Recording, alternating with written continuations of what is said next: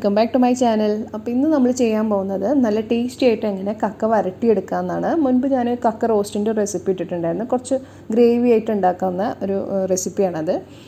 അപ്പോൾ ആ ഒരു റെസിപ്പി പലരും ഉണ്ടാക്കി നോക്കിയിട്ട് നല്ല അഭിപ്രായങ്ങൾ പറഞ്ഞിട്ടുണ്ടായിരുന്നു. ഞാനതിൻ്റെ ലിങ്ക് ഡിസ്ക്രിപ്ഷനായിട്ടോ അല്ലെങ്കിൽ ഐക്കാർഡായിട്ടോ കൊടുക്കാം. അപ്പോൾ കാണാത്തവരുണ്ടെങ്കിൽ ഒന്ന് പോയി കണ്ടാൽ മതി. അപ്പോൾ ഈ ഒരു റെസിപ്പി കുറച്ച് ഡ്രൈ ആയിട്ടാണ് നമ്മൾ ചെയ്തെടുക്കുന്നത്. അപ്പോൾ ഇതെങ്ങനെയാണ് ചെയ്യുന്നത് നോക്കാം. ഇവിടെ 1 കിലോ കക്കയാണ് എടുത്തിട്ടുള്ളത്. അതിൻ്റെ ഉള്ളിലത്തെ വേസ്റ്റൊക്കെ കളഞ്ഞ് നല്ല കഴുകി വൃത്തിയാക്കി വെച്ചിട്ടുള്ള കക്കയാണ്. അപ്പോൾ ഇതൊന്ന് വേവിച്ചെടുക്കണം. അപ്പോൾ അതിനായിട്ട് ഇതിലേക്ക് 1/2 ടീസ്പൂൺ മഞ്ഞൾപ്പൊടിയും ആവശ്യത്തിനുള്ള ഉപ്പും ഒരു 1/2 ഗ്ലാസ് വെള്ളം കൂടെ ഒഴിച്ചിട്ട് നമുക്ക് നന്നായിട്ട് മിക്സ് ചെയ്തതിന് ശേഷം അടച്ചു വെച്ചിട്ട് വേവിച്ചെടുക്കാം. ഇപ്പോൾ ഇവിടെ ഞാൻ വേവിക്കുന്നത് ഇങ്ങനെ ഒരു പാനിലാണ്.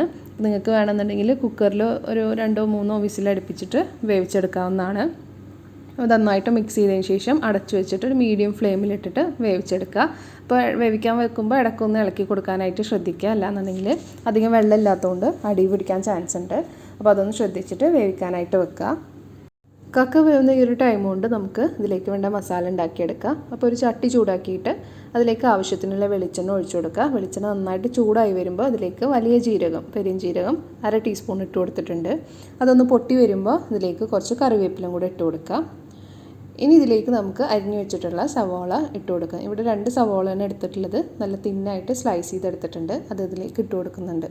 അപ്പോൾ ഈ സവോള നന്നായിട്ടൊന്ന് വാടി കിട്ടാനായിട്ട് നമുക്കിതിലേക്ക് കുറച്ച് ഉപ്പും കൂടെ ഇട്ട് കൊടുക്കാം. എന്നിട്ട് നല്ല ഗോൾഡൻ ബ്രൗൺ ആക്കിയിട്ട് വഴറ്റിയെടുക്കാം.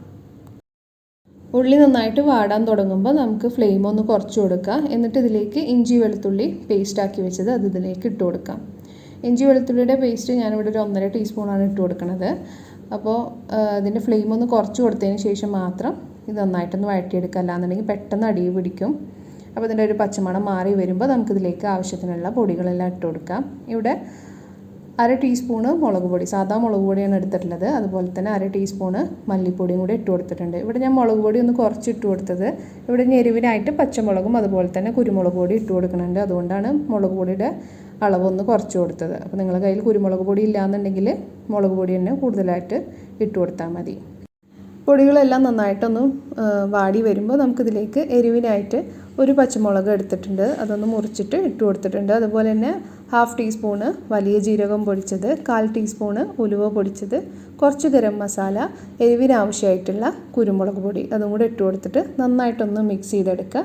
അതൊന്ന് നന്നായിട്ട് മിക്സ് ചെയ്തതിന് ശേഷം നമ്മൾ നേരത്തെ വേവിച്ച് വെച്ചിട്ടുള്ള കക്ക ഇതിലേക്ക് ഇട്ട് കൊടുക്കുക. കക്കയും കൂടെ ഇട്ടിട്ട് നന്നായിട്ടൊന്ന് മിക്സ് ചെയ്തെടുക്കുക. ഇനി ഇതിലേക്ക് നമുക്ക് ചെറിയൊരു ലെമണ് പിഴിഞ്ഞിട്ട് അതിൻ്റെ ജ്യൂസും കൂടെ ഒഴിച്ചു കൊടുക്കാം. അപ്പോൾ അതിൻ്റെ ലെമൺ ജ്യൂസ് എന്തിനാണ് ഒഴിക്കണമെന്ന് വെച്ചിട്ടുണ്ടെങ്കിൽ ചിലർക്ക് കക്ക കഴിച്ചു കഴിഞ്ഞാൽ ചെറിയ വയറിന് ബുദ്ധിമുട്ടുണ്ടാക്കാറുണ്ട്. അതില്ലാതിരിക്കാൻ വേണ്ടിയിട്ടാണ് നമ്മൾ ലെമൺ ജ്യൂസ് ഒഴിക്കുന്നത്. കുറച്ച് കറിവേപ്പിലയും കൂടി ഇട്ടിട്ട് എല്ലാം കൂടെ നന്നായിട്ടൊന്ന് ഇളക്കിയെടുക്കുക. ഈ ഒരു സമയത്ത് എരിവ് അതുപോലെ തന്നെ ഉപ്പൊക്കെ നോക്കിയിട്ട് ആവശ്യം പോലെ ഇട്ട് കൊടുക്കുക. ഇവിടെ എല്ലാം പാകമാണ്. അപ്പോൾ ഞാൻ എല്ലാം കൂടെ ഒന്ന് മിക്സ് ചെയ്തതിന് ശേഷം ചെറിയ ഫ്ലെയിമിലിട്ടിട്ട് ഒന്ന് അടച്ചു വെക്കുകയാണ്. ഈ ഒരു ആവിയിൽ കിടന്നിട്ട് ആ ഒരു മസാല ഒക്കെ കക്കയിൽ നന്നായിട്ട് പിടിക്കട്ടെ. അതുപോലെ ഒന്ന് നന്നായിട്ട് ഡ്രൈ ആയിട്ടും കിട്ടും. അപ്പോൾ നമുക്ക് ചെറിയ ഫ്ലെയിമിലിട്ടിട്ട് അടച്ചു വെച്ചിട്ട് ഒന്ന് ഡ്രൈ ആക്കി എടുക്കാം. കക്ക വരട്ടിയത് റെഡി ആയിട്ടുണ്ട്. നല്ല ടേസ്റ്റാണ്. നല്ല മസാല ഒക്കെ പിടിച്ച് നല്ല ഡ്രൈ ആയി കിട്ടിയിട്ടുണ്ട്. അപ്പോൾ എല്ലാവരും ട്രൈ ചെയ്ത് നോക്കണം. ഇത് നല്ല നാടൻ ചോറും അതുപോലെ തന്നെ മോരുകറിയുടെ കൂടെയൊക്കെ നല്ല കോമ്പിനേഷനാണ്. അതുപോലെ പത്തിരി, തേങ്ങാപ്പാൽ ഇതിൻ്റെ കൂടെയൊക്കെ നല്ല ബെസ്റ്റ് കോമ്പിനേഷനാണ്. നിങ്ങളെല്ലാവരും ട്രൈ ചെയ്ത് നോക്കണം. ട്രൈ ചെയ്ത് നോക്കിയിട്ട് നിങ്ങളെ ഫീഡ്ബാക്കൊക്കെ കമൻസിലൂടെ അറിയിക്കുക. അതുപോലെ ഫ്രണ്ട്സും ഫാമിലിയൊക്കെ ആയിട്ടൊന്ന് ഷെയർ ചെയ്യണം. ചാനൽ ഇതുവരെ സബ്സ്ക്രൈബ് ചെയ്യാത്തവരാണെങ്കിൽ സബ്സ്ക്രൈബ് ചെയ്ത് സപ്പോർട്ട് ചെയ്യുക. അപ്പോൾ ഇനി നെക്സ്റ്റ് ഒരു വീഡിയോ ആയിട്ട് കാണാം. താങ്ക്